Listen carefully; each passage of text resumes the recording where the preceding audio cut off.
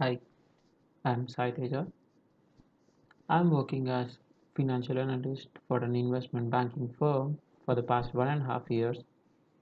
As part of my role as a financial analyst, I have to analyze the root cause for why the, there are breaks in the normal trade flow between exchange and the internal database of the bank. Before that, I worked as researcher for a media company. As part of my role as a researcher, I used to compare the news information of our company's database with that of the other major media companies. We used Excel and SQL to do this comparison. Going on to next step, why do you want to move from your current industry to data analytics? So, my current role as a financial analyst involves analyzing huge amount of data of the bank's database and with most of which revolves around numbers. So I want to further improve my analytical skills uh, because I have a flair with numbers which is related to statistics.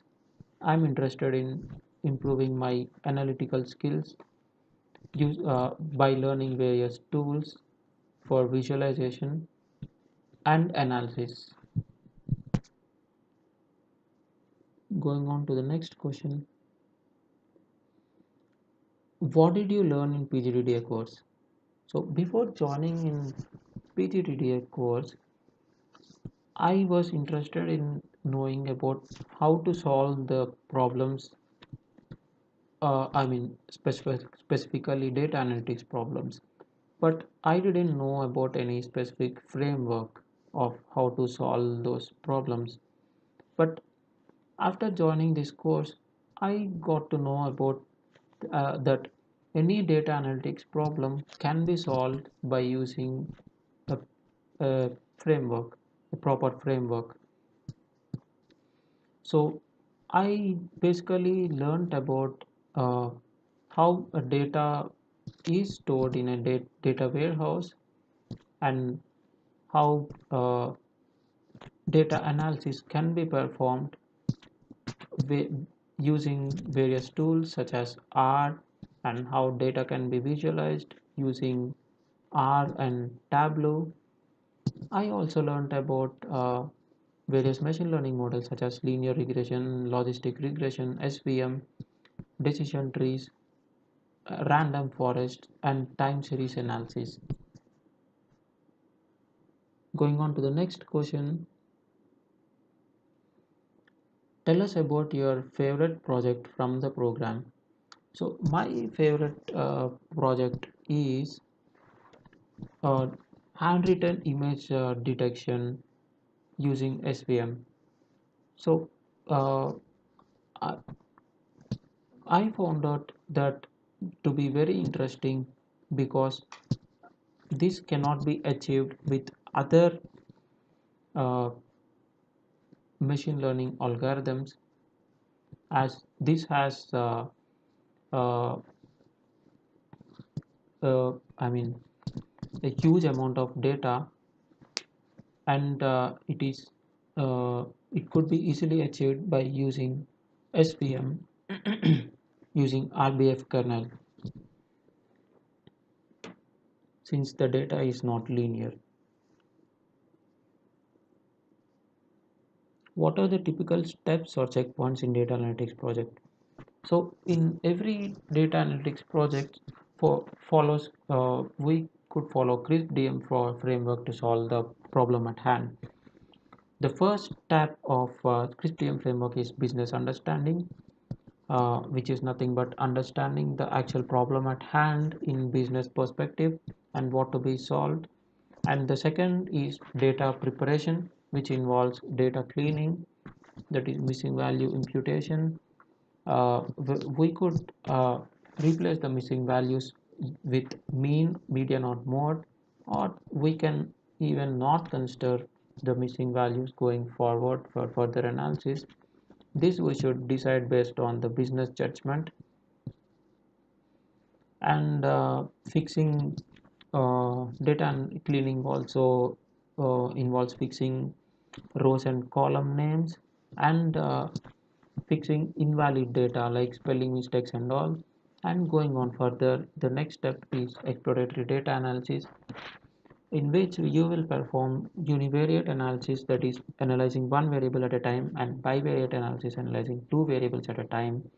And going on to further next step is model building, wherein you build a model based on the output that is required to you. If the output is linear, then you will build a linear regression, or if the output is logistic, I mean if the output is categorical, you will build logistic or clustering, or any other SVM, for instance, based on your convenience and based on the business requirement.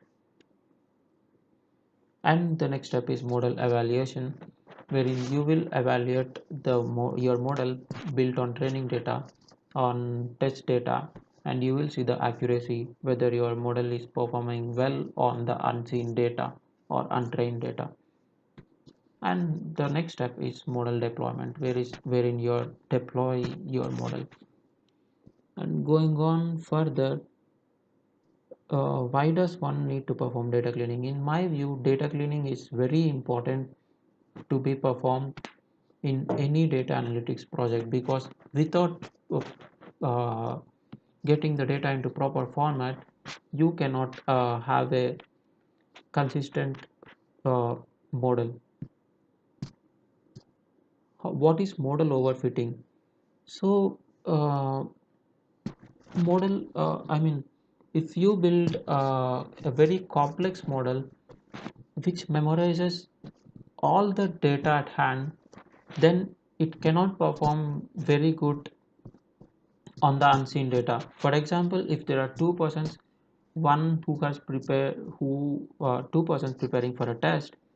If one person prepares using by hearting the actual problems of the previous test papers, and the other person who prepares by reading the concepts, if both of them will go to the test, appear to the test, and they'll get unseen problems, then the person who has by hearted, in this case the model which was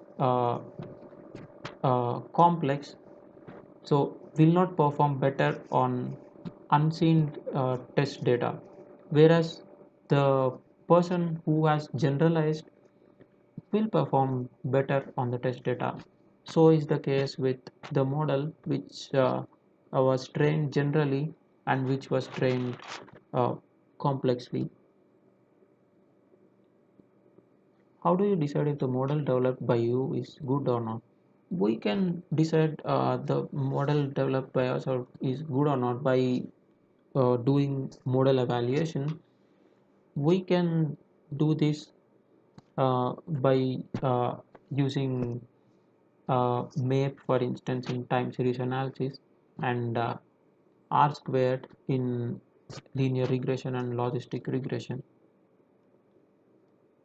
Going on to further question, supervised and unsupervised learning. So if you have the past label, uh, so to analyze the data, then it is called supervised learning.